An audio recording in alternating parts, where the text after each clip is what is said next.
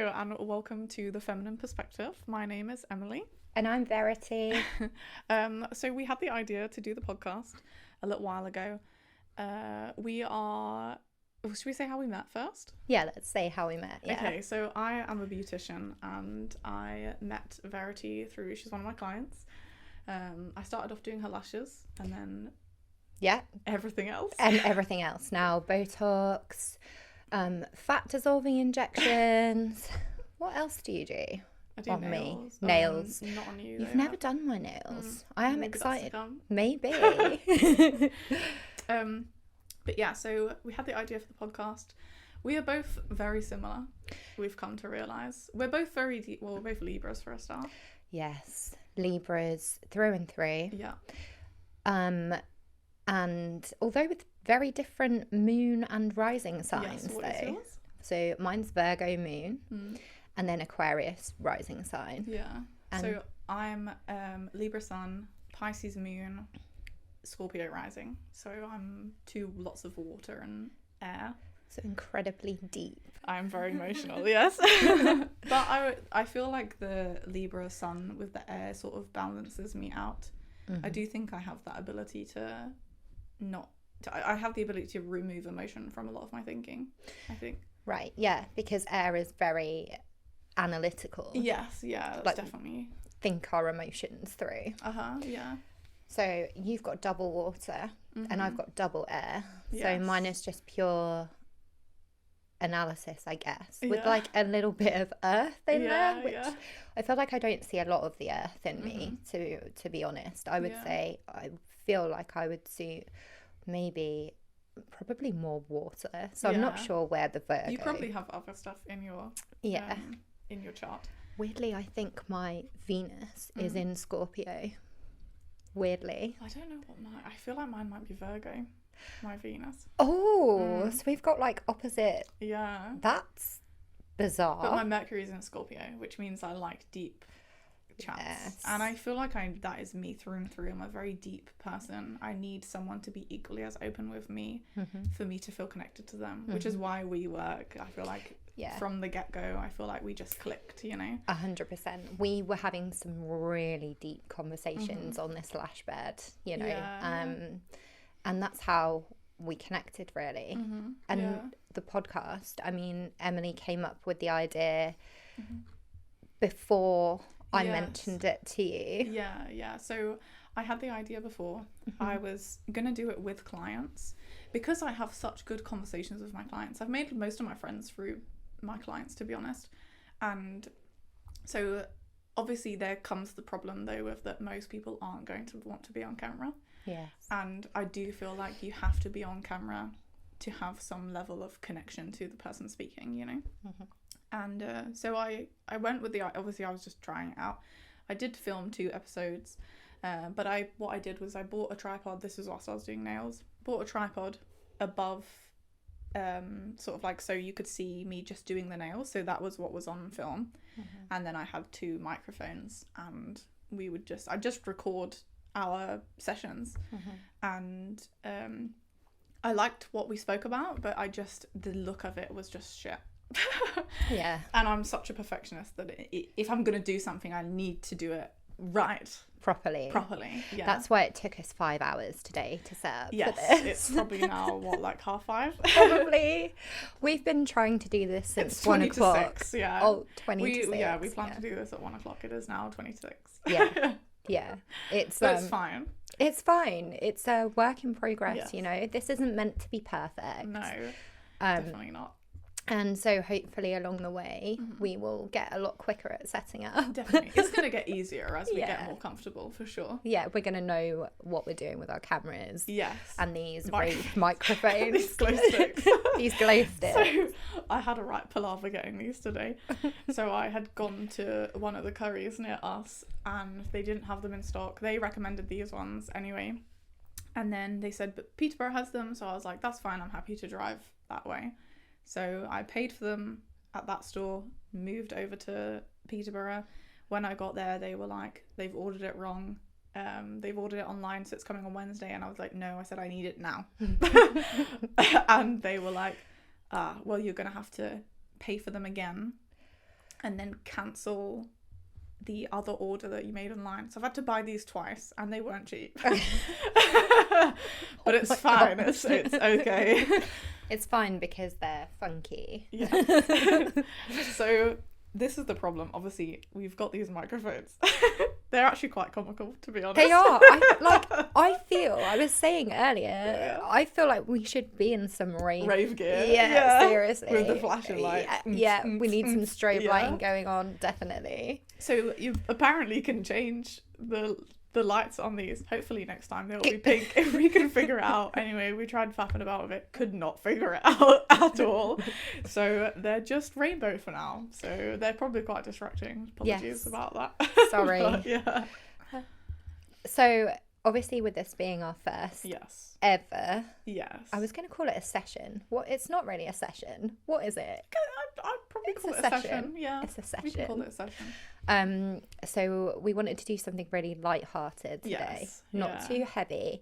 We will get into deep conversations. Because Verity and I have been through a lot. Yeah, a hell of a lot, which is why we connect so deeply. I think we've both had very similar experiences, but also very different experiences. Yeah, which we've shared with each other, which we'll obviously share with you guys as well. Yes, but we're not going to get too deep for the first episode. No, don't worry.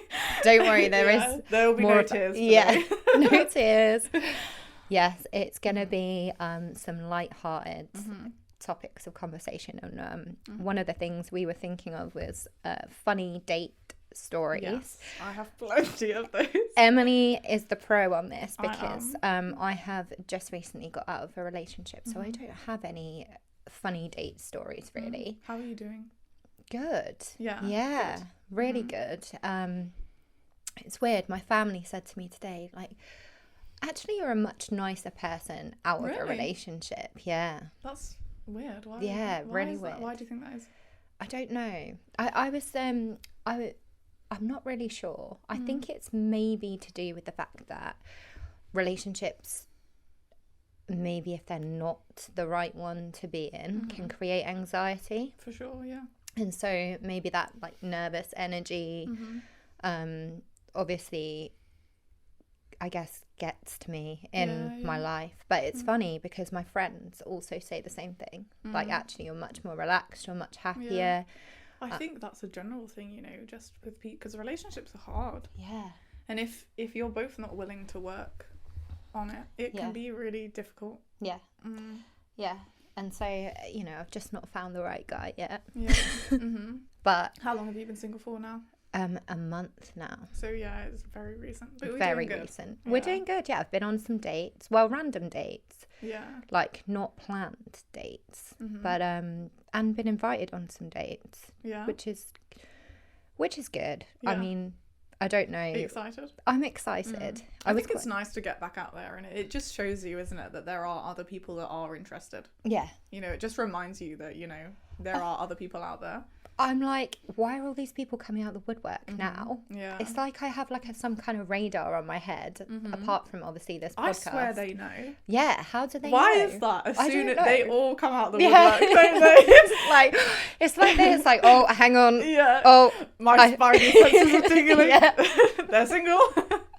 Wait a second, she posted a picture. That must mean she's single. But that's literally where it's come from. Like, just a post on Instagram, not a particularly attractive post, really, of me. It was one of me. Don't say that about yourself. It was like just me walking went on a hike with my friends. That post went up. It was like just a random like. I'm here with my friends up a mountain. Yeah. Or and then they're like, she's single. She's gone on a hike. She must be single. She's hiking. She's got nothing better to do with her time. I'm gonna send her a DM. Here you are. Do you fancy a drink? Okay, so what are some of the dates you've been offered on recently? What have you got upcoming? I've got a date on Wednesday coming up, which is going to be quite a casual thing. I've not really spoken to him much other than just to arrange this date, really. And I have worked with him in the past, so it's going to be quite chill, I think. Nice. Just for drinks, somewhere local. And then I mean, I wouldn't really class this as a date, but I randomly met somebody on Saturday, and weirdly, he was going to come and see me tonight. Yeah. And spend a lot of money coming to see me tonight. He doesn't live close by. Where does he live? London. Yeah, okay. That's, so you know, I like them far away. Yeah, what can me I say? too. Just keep them at arm's length. Yeah, if you don't want to see them again, you will never bump into them. Exactly. Yeah. So he's now going to come next Monday, although it won't get in the way of our filming, I promise. Yeah, better not. This is top priority now. Top priority. So Mondays are our filming day. So yeah, those are the 2 dates I've got coming up, which I don't think is too bad considering, you know, I've been single 4 weeks. Yeah. That's quite good. It's quite good. It's funny though, isn't it? As soon as that happens, they all come out the woodwork. Yeah. I feel like I get randomers messaging me from like years ago. Yeah. They'll be like, "Oh, do you fancy a drink?" I'm like, "Oh, okay." How do they know? How do you know? Yeah. Or like exes come back, don't they? You know, you get a message from an ex. It's like, oh, like, there we go. Never ending trauma cycle, isn't it, with an ex? They're like, hey. Yeah. I've got a good story to tell God. about one of my exes. On. Yes. But we'll save that for next time. Are we saving that for the next episode? But we'll keep it to like, I've got a good funny date story. Oh yeah. That one's crazy, but this one. Oh no, let's not go too crazy today. Yeah, we'll keep it for next time. Yeah. So let's hear your funny date story then, because I've been looking forward to this. So this was this must be about 2 or 3 years ago, I'd say now. Okay. So we matched on a dating app and we went to Miller and Carter. Fancy. Very fancy. Yeah. As soon as he came and picked me up, he also came to my door, which yeah, I don't think I've ever had that. Did he bring flowers? Did he come to your door with flowers? I can't remember, you know. I can't remember. That could have been like next level. Like came to the door maybe, and came to the door with flowers. Possibly. Yeah. I feel like maybe. Yeah. That's real romance. I think it was, yeah. That is chivalrous. Very chivalrous, yeah. I think so. But yeah, he physically came to my door, but obviously I live with my mother, so I was like, no, like, please don't come to the door. But yeah, he came to the door. Obviously we got in his car, went to Miller and Carter. So yeah, we're chatting and he got straight into it. He was like, I'm gonna be honest with you, he was like, my dad's dying of cancer. And I was like, Sorry. Yeah. His dad's dying of cancer. Dying of cancer. Yeah, for him to say dying of cancer, I thought, oh my goodness. Yeah. Like, so I was like, oh, it's terminal. He was like, yeah. And I was like, why are you here? Yeah. And he was like, oh, you know, whatever. And I was like, are you sure this is the right time for you? And he said, yeah. So how long did his dad have Yeah, left? so I said to him, I was like, oh, like, how long? And he was like, oh, days. Yeah. What? Days. And I was like, what? This guy is like prioritizing a date over his dad. Yeah, interesting. I mean, that should have been the first red flag, right? Over there, like, yeah, literally, leave like, now. Leave. Yeah, but obviously, I like to give people the benefit of the doubt. Yeah. So I was just like, oh, are you sure this is the right time for you? And he was like, oh, you know, we'll see. And I was like, oh, okay. And then, so this is before we've even ordered food, by the way. I think we've ordered it, but the food has not come yet. So the lettuce wedge is not there. Yeah, the lettuce was not there yet. Damn it. Favourite, best bit. Yeah. So yeah, once our food came, we both ordered steak, but he ordered like this chicken side piece. Mm-hmm. Literally took one bite of it. He just got up and darted to the toilet, and I was like, oh, I've not even taken a bite yet. And this man was gone. Wow. And I was like, oh my God, like I could only assume that he threw up because he darted for the toilet. Yeah. So then I was just sort of sat there. Obviously I don't want to His start date's eating. going from bad to worse very quickly. Like, so obviously I wasn't going to start eating straight away. I'm not rude. Yeah. Tempting though. But so he was gone for a good like 10 minutes or so, I would say. And then the woman come over, one of the waitresses, she came over to me and was like, is everything okay? And I was like, oh, I don't know. I'll let you know in a second. And then as I was talking to her, he starts walking back over. And I was like, oh, you can ask him. And I said to her, I think he's thrown up, but I'm not sure. He came back and he said, and I was like, are you okay? I was like, did you throw up? And he was like, yep. And I was like, oh, are you okay? And he was like, no. And I was like, oh, okay. And yeah, obviously then the waitress was speaking to him and he was like, oh, I think the chicken is like dodgy, like something wrong with it. And I thought, it wouldn't be the chicken. I reckon it was from the first date nerves, and then also you've got a lot on your plate at home. Obviously, Dad's dying. I just think it was too much. Yeah, you don't get salmonella within 5 minutes. No, right. That's what I mean. Yeah. If it was food poisoning, it would have been like hours, right? And so yeah, they took the chicken away, and then they just got rid of it off of the like bill at the end. And we had our food. And at that point, everything was fine. You know, the conversation was good, whatever. You know, again, like I said, I like to give the guy the benefit of the doubt. And I did instantly in that moment thought, he's probably just nervous. Like, you know, it's fine.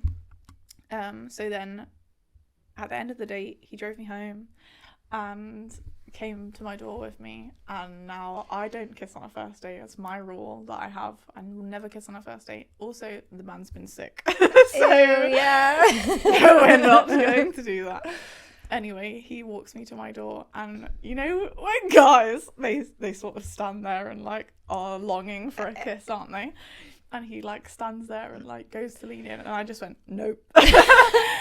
Literally with a giant stop sign. No, literally, I just went nope, not today. Oh my god. Yeah. And then he went yeah.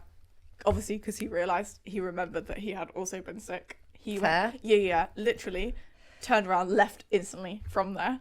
He didn't say goodbye. Well, he was just like, yeah, okay, you know, and sort of like said bye as he was walking away, but he was gone, like, probably, I don't know, I didn't want to embarrass him, but like, you know, in that time, obviously we're messaging, and after that first date, we had planned our next date, which was a week along from that. Before or after he was sick? After.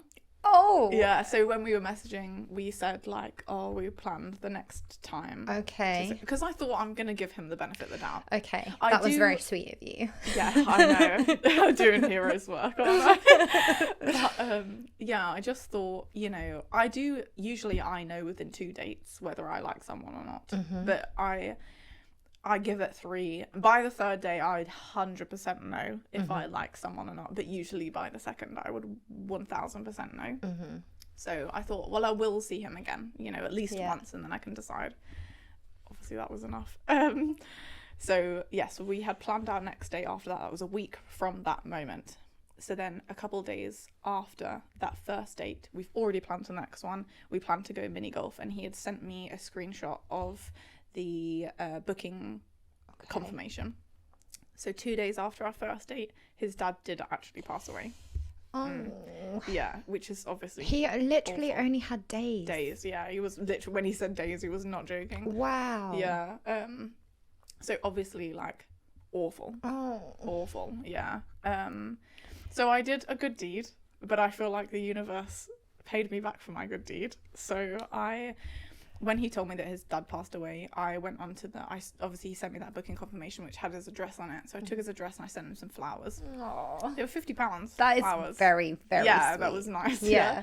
The thing is, I just thought, even if it doesn't go anywhere, I'm happy to do that because one awful thing to go through. Yeah, absolutely. You know? So yeah, I had sent him the flowers, and then later on he'd messaged me and was like, did you send me flowers? And I was like, oh yeah, like it's, you know, it's no biggie. And then he was like, oh, they're lovely, you know. And I said to him, I was like, oh, send me a picture, because I just wanted to see what they look like. Obviously on the website they look beautiful. So he sends me a picture. They look like petrol station flowers. What? They looked rubbish. Like, they were not £50 worth. So obviously then I'm like, what the fuck? Like, I'm annoyed, you know? Yeah. So I took the photo, I screenshotted his photo he sent me, and I said to him, I was like, they were not supposed to look like that. And he was like, what do you mean? They're perfect. And I was like, no. Oh my God. God. Yeah, so I was like, oh, obviously I didn't say anything to him, but all I said was they were not supposed to look like that. And he was like, they're beautiful, like they're perfect, don't worry about it. And I was like, obviously I saw it. Yeah, I'm intrigued. Where is this going? So I emailed the flower company and I sent them the photo and then the screenshot of the photo of the flowers that I ordered, and I was like, not being funny, like these, I've spent £50 on these flowers, and because they're for some people who are grieving, you know, I thought that's not the time to send me shoddy flowers. So I complained on email. They sent me my money back. So I've got full refund. Very nice. Yeah, he does not know this, so if you're watching. Oh my gosh. So yeah, I got a full refund. Thankfully, the universe paid me back because it knew that the universe was like, you've done a nice thing, but not on this man. So obviously, God. yeah. What's so wrong then, with him? So after this, obviously we're getting along really well over text.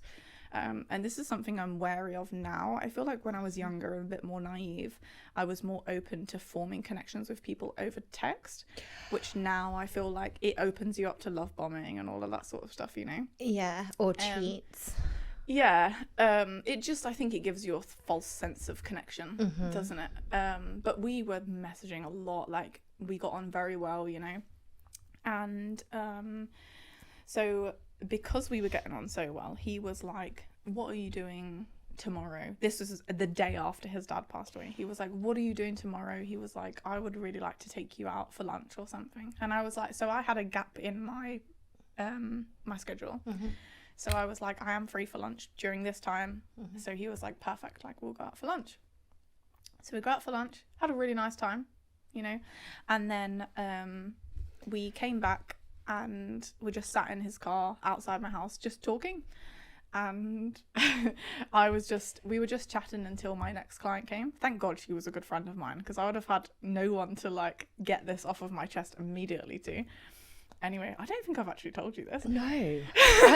I'm on the edge of my seat, like what happened? So we were sat in his car talking, and so I do this thing. If anyone's dated me, you'll know what I'm talking about. All my friends friends know this as well. So if you're around me and you yawn and you don't cover your mouth, I will stick my finger in your mouth. Okay. That's fair, yeah. Right? It's funny. Yeah. It's funny to me. You ruined someone's yawn. Exactly, yeah. Anyway, so he does, I mean, if anyone's being rude, it's him. So obviously he does this fat fucking yawn in my face, right? And I have some people I've done this to. I've stuck my finger so far down their throat that they've gagged. But I was being, you know, obviously I'm teetering on the edge of just testing the water. I'm being playful. I'm testing the water. Yeah. I would not do that if I didn't feel comfortable. No. Obviously. Might bite it off. Yeah. So, you know, obviously we were getting on to what I thought. So there was a vibe there. So, and I thought that he would see the funny side. And so I'm just being playful, you know. It's just lighthearted. Your inner child comes out, doesn't it? Yeah, of course. Anyway. So he yawns in my face and I put my finger in his mouth. I just tapped his tongue. Like I didn't stick my finger in his mouth. It was literally like a, you know. And he literally went like this, looked at me with disgust, and he went, get out of my car. What? Yeah. And I was like, what? And he was like, get out my fucking car. What? And I literally, in that moment, anxiety waved over me. Was he being serious? Being deadly serious. He was like, get out of my fucking car. And I was like, what? Why? Because obviously I thought it was just such an extreme reaction for something so minor. Don't get me wrong. I understand if you don't like it, but set a boundary with me, because I am not a mind reader. Well, also, just, you know, I mean, it's not that bad. It's just not be that like, deep. oh, please don't do that. I don't like it. Thank you. Just say to me. That's the thing. Like, and it's fine. If you don't like that, that is fine. That's not a problem. But I am not a mind reader. And there are going to, you know, you are going to make mistakes with every person that you're with, because you don't know the person. Like, I'm not in your head. Same as us two as friends. You know, there are probably going to be times where I'm maybe going to, you know, miss the mark, and I'm going to offend you, upset you with something. But, you know, I would expect if that happened though, for Yes. us to be able to have a conversation Exactly. about it. I'm not going to be like, get out my house. Exactly. You would communicate, Yeah, wouldn't of you? course, yeah. So I think the problem there was his reaction. It wasn't, you know, obviously Yeah. I take accountability for doing that, and obviously that wasn't his idea of fun or whatever, which is fine, but go about it differently. So yeah, so he was like, get out of my fucking car. And I said, what? Why? And he was like, I hate that. Don't put your fucking finger in my mouth. Wow. And I literally just was like, oh, I'm really, like, I said, oh, I'm sorry, it was just a joke. He went, well, it's not fucking funny, is it?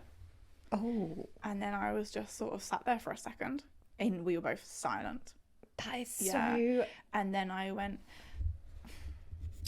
so, and he was like, and I grabbed my bag out the footwell and I went, I'm gonna go. Yeah. And then he goes, I'll see you on Saturday. I'm sorry. And I was like, and I said, will you? He was like, yeah, of course, I'm not gonna let that ruin it. What is this guy just like bad at sarcasm? He I was don't just know. genuinely being serious, or No, was he was like? he was dead serious. So it's not like, oh, I'm just really bad at being like no, sarcastic. No, that was deadly Wow. serious. Yeah. And But then he was he's like, oh. yeah, And then he was like, it's fine. I'm not gonna let that ruin it. And I thought, and obviously in the moment I was just like, what the hell? You So know? did you agree to see him Saturday? Well, in that moment I was just like, oh, okay.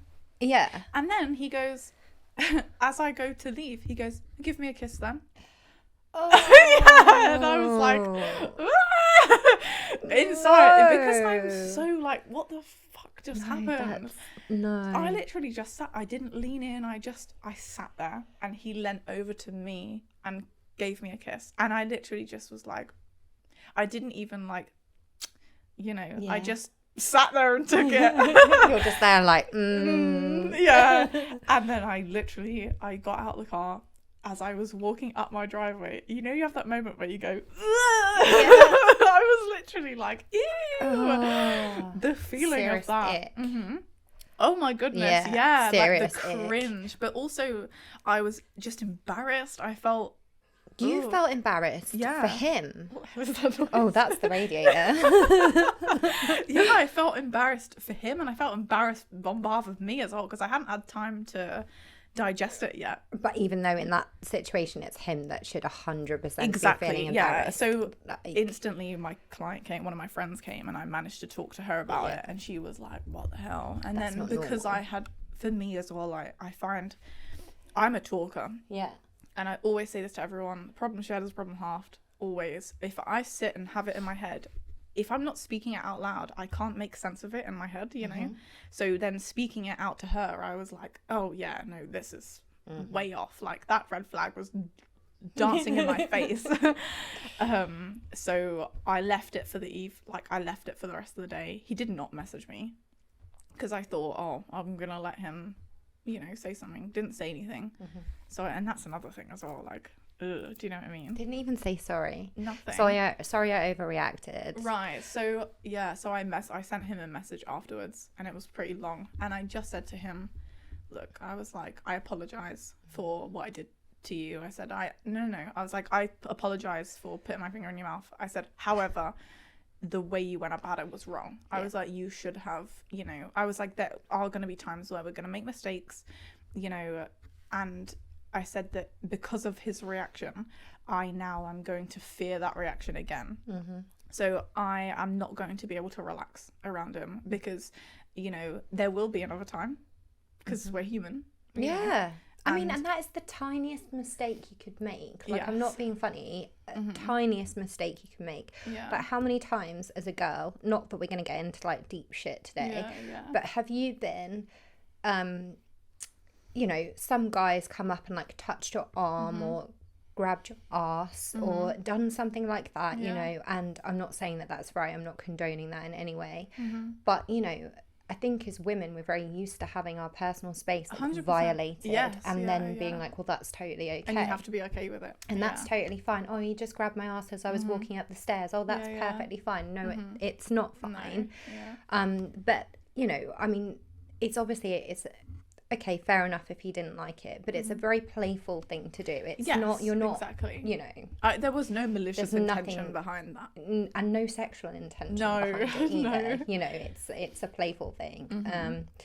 So yeah, I can't believe his reaction. Yeah. Honestly, if that's his reaction for something that small, exactly. What's his reaction going to be? Yes, exactly. If it's, I just thought it was so unnecessarily aggressive that I thought next time, you know, and that was on a second date. You know, you're surely on your best behavior at that point. Yeah. So 6 months later, he's going to be exactly. Yeah. And I just thought, oh, later down the line, are you gonna start, you know, maybe it will be like you hit me one day, you know, you just, do you know what I mean? 100%. If they're showing those characteristics really early on, like same would go for a woman as well. If she was showing those kind of characteristics early on, I would say the same thing to a guy. You know, 100%. No, that's not okay. Yeah. So that was funny. That was probably my funniest story. I've got so many. What happened to the flowers? Did they email back and say anything? Yeah, I said they refunded me. Oh, they refunded you. So they didn't send any more. They just refunded me the amount, which I was happy with that. Right, because I was gonna, like, I don't know what I was imagining with that. Like, there was some kind of side story where this is how messed up my head is now. After so many failed relationships, this kind of happens. So I was there under the impression thinking, like, don't know, did he have a girlfriend or something? No, the flowers didn't get, or they got sent to the house? It was literally just, obviously, it's like whatever is all-knowing knew that was going to happen. Yes. And was like, save your money, babes. Yeah, sorry. Yeah, he's a dickhead. have your 50 quid back. Yeah. Nice. I love it. Good karma then. 100%. Yeah. Thank gosh. Do you have any funny dating stories? No, I'm trying to think. Dating stories like that. I mean, I went on one date where this guy bought me a ring light, which was really random. Yeah. Really random. Why did he buy you a ring light? I'm not really sure. I mean, he was into, I guess, stuff like this. So podcasts. And it could have been useful. Could have been really useful. Yeah. And he bought it along randomly to this date that I went on with him. And I just thought it was a really weird thing to do. I'd never met the guy before. And here he is with a ring light.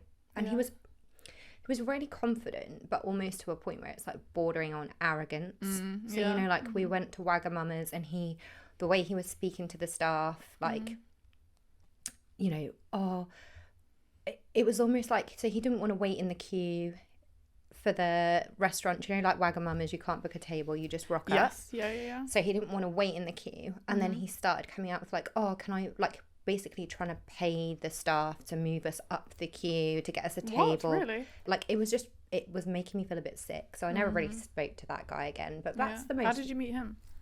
That was off a dating app. Yeah, it's always dating apps, isn't it? Yeah, they're weird. I would stay... Honestly, I mean, each to their own if that's what you want to do. But for me, dating apps are an absolute no. Like, there's some right... Like... Yeah. I haven't met, you know, that was where I did majority of my dating before, where I learned a lot of lessons. Yes. But I would say in the last sort of nearly a year, I would probably say I've met everybody authentically, like in real life. I feel like that connection that you develop with somebody 100%. One-on-one is way deeper than anything that an app can bring you. 100%. I have had 2 relationships from a dating app. Have you? Yeah.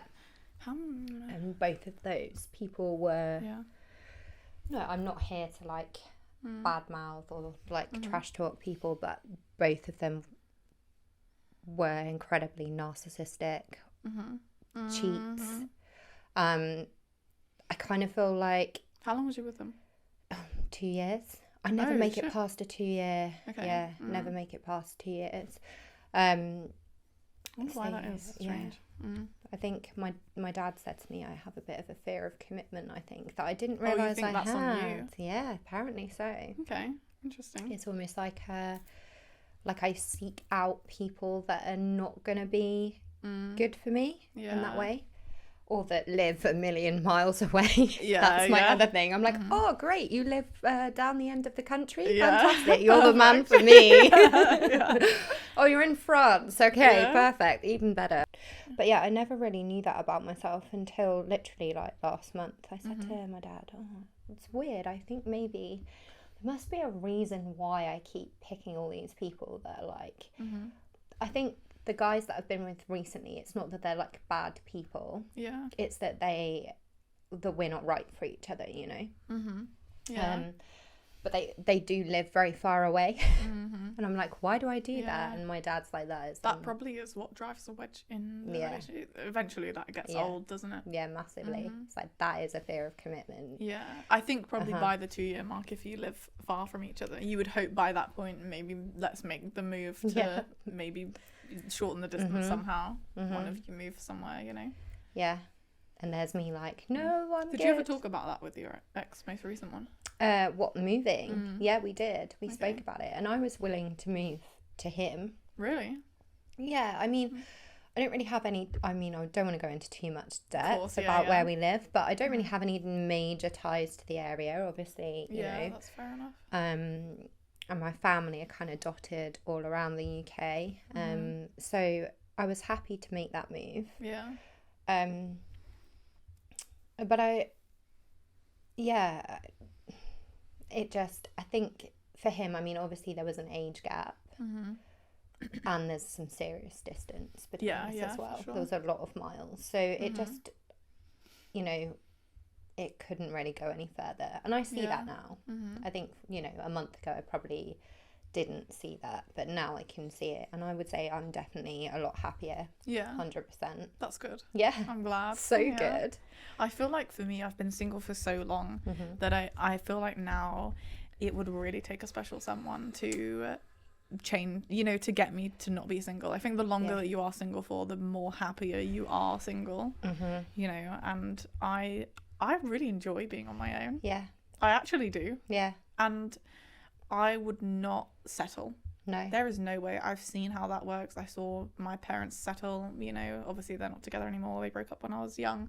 But, you know, I've seen that firsthand, what being in a toxic relationship is like. And there is no way. I swore blind that I would never, ever, ever do that to myself. I have to get it right. Yeah. I do put a lot of pressure on myself, I think. Yeah. To get that right. But I think that's important. And I think that's an important thing to realise. And especially, you know, at 25 to realise that. Yeah. You know, it's taken me, I mean, God, I'm 10 years older than you. Yeah. And it's not to say that I settled, because like I said, that like more recently, obviously the guys that I've dated have actually been really nice. Yeah. But it's maybe not the right fit. And so now I think my standards have kind of like jumped up again. Like every single time a relationship ends, I'm like, okay, that's taught me something about myself, about, like you were saying earlier, what I want from, you know, a relationship, what I want from my life, and how important it can't just be love. Yes. Yeah. Love is not enough. Like it's got to be 100%. That your values and your direction that you want to go in life like completely aligns, otherwise it's just not gonna work. Well, they say, don't they, that love is a choice, not a feeling. Yeah, because that feeling does die. Yeah. And that isn't enough. You have to, relationships are hard, so very hard, and you have to work towards that stuff. And I find as well, like for my generation and with my age, I don't know if it's like that for your age bracket, but it definitely is for mine. I think a lot of people just don't want to work through things. I think it's exactly the same for millennials. I would say 100. I feel like maybe we're the first generation that kind of we're the divorced generation, aren't we? Not like we're the children of the divorced parents. That very first generation of parents that started divorcing, and so we're always taught like, you know, there is this person out there that's completely right for you, and if they're not right, then, you know, it can't be worked on. Yeah. There's no future for it. That's it. It's got to die. It's got to be gone. And I think, I would say that's definitely something that we're not, you know, I mean, if things can be worked on, we're not very good at doing that as millennials, maybe Gen Z even more so now, because I would say one thing I've noticed massively, and the difference in terms of millennials versus Gen Z, is Gen Z have like a really clear idea of themselves. They've got a really solid sense of identity. That's true.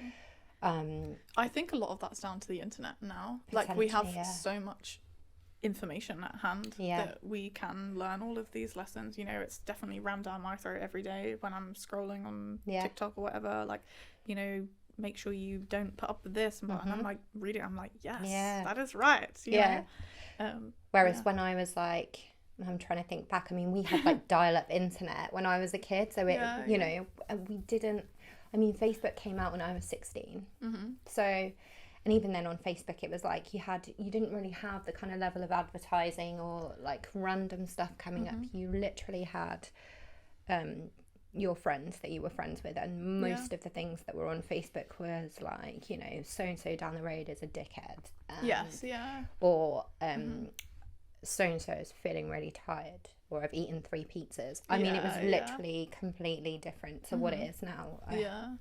But I think you guys have a real, not to generalize, but you have a real like I said, clear sense of like who you are, what you want from life, and also a lot more ambition, I would say. Do you think? Yeah, definitely. Some people argue that one. Do you think? Some people do. I think we are more generally ambitious. I just think it's harder because everything's so much more expensive now. Yeah. And I feel like the older generation does call us lazy, but I don't think it is that. I think it's just lazy. It's hard. Life is hard. I think, you know, it's a generation that wants to work as little as possible for as much money as it can get, which that's not lazy. That's like every other generation before it, right? Same thing. Yeah. Same thing. But yeah, much more ambitious and much more knowledgeable, I would say. I definitely think that's to do with internet though, and definitely the information that you have at hand. Yeah. I think it's good. It's hard now. I feel like we're really there's a lot of important conversations being had right now. Obviously, adolescence has just come out. That's a really good, you know, conversation starter for how men treat women, and you know, and I think it's an important conversation to be had. And I think now is really where the shift. I can feel it. You feel it, don't you? The energy is big. Something big is coming. I feel the energy shift is definitely happening. And I think now that women are able to have these standards, and you know, we don't need men anymore. Sorry, I don't mean to turn this into a preaching. She doesn't mean podcast, that. But we like you. We do, some of you. But yeah, I get. Do you know what? I've had a lot of dates, and I've met some really lovely guys, but I have met some absolute arseholes as well. Absolutely. But the bottom line is of it, and if you get offended by this, you're probably part of the problem. Women don't need men anymore. No. And we can own things. We can own houses. We have more equal opportunity now. It's definitely not 100% equal, but we're definitely damn right getting there. And I think now that we have more equal opportunities for jobs and things like that, you know, we don't need that anymore. And obviously we put up with that shitty behaviour because we needed exactly. We're not going to settle. No. And actually we're not going to put up maybe like, you know, our grandparents did. Yes, exactly. You know, actually didn't have a choice because back then you couldn't own your own house as a woman. Exactly. I'm sure that vote. You couldn't vote. You couldn't own your own house. You couldn't own your own house till, what was it, like the 1960s? Was it? You could have a mortgage in your name, I think. Yeah. And then it was like the 1980s when it became, I'm not going to say, you know, the word, but like if you were in a marriage, your husband couldn't be found guilty of like SA against you. And that was up until like the 80s. Like, it's awful, isn't it? Awful. Yeah. Like, I think we've had a really rough time as women. Yeah, 100%. Yeah. It's frustrating as well, but it's nice that we're getting that equal power back. And I think now, though, men are angry at that we don't, but it's their fault in a sense, you know, like they wanted control. So they had, you know, we couldn't own anything. They had control over our money and everything like that, you know. Imagine, fuck that, I couldn't think of anything worse, being with someone and not working myself and having an income by myself, where I would then have to, if I want to go out with my friends and say, oh, I'd like to go out for lunch, can I have some money please, and they go no, well then you can't go out, you know. But you know, we are able to do that now, and because we're able to do that, we aren't putting up with that behavior anymore. But that's because they, you know, their want for control was surpassed by their want for greed. And you know, people are way more greedy now. That's why everything's so more expensive. But because everything is so more expensive, we have to work now. We have to, though. We have no choice. Unless you've got a bloody amazing job, you can't do one job and own your own house by yourself. You need that you need 2 incomes, realistically. 100%, yeah.